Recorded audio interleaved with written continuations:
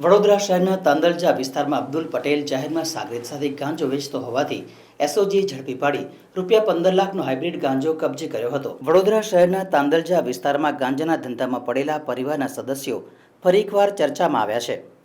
ગાંજાના કેસમાં જેલમાંથી છૂટેલા અબ્દુલ પટેલ ઉપર પોલીસની નજર હતી।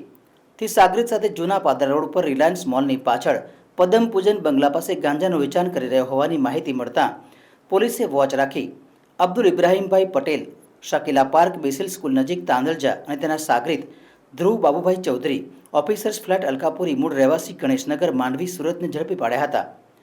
પોલીસે સ્કૂટરને ડીકી તપાસતા અંદરથી 500 ગ્રામ હાઇબ્રિડ ગાંજો મળી આવ્યો હતો, જેથી પોલીસે સ્કૂટર, ગાંજો તેમજ ધ્રુવનો મોબાઈલ અને રોકડ સહિત કુલ ₹15.40 લાખની મત્તા કબજે કરી હતી।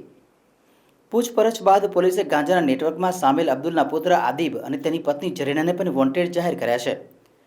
તાંદલજામાં હાઇબ્રિડ ગાંજો વેચતા અબ્દુલ પટેલ સામે દારૂ અને ગાંજાના 4 કેસ નોંધાયા છે।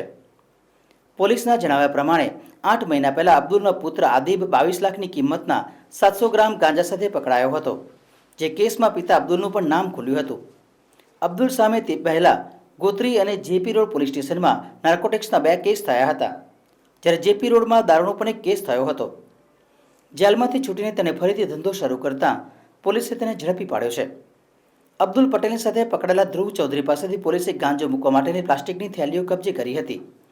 પૂછપરછ દરમિયાન ધ્રુવે પોતાનું સરનામું ઓફિસર્સ ફ્લેટ અલકાપુરીનું દર્શાવતા પોલીસ ચોંકી ઉઠી હતી। તપાસ કરતા તેના પિતા LICમાં અને માતા કુબેર ભવનમાં ફરજ બજાવતા હોવાની માહિતી ખુલી હતી। જોકે માતા પિતાએ ધ્રુવ કયામાં રહ્યો નહીં હોવાથી તેની સાથે કોઈ સંબંધ નહીં હોવાનું જણાવ્યું હતું।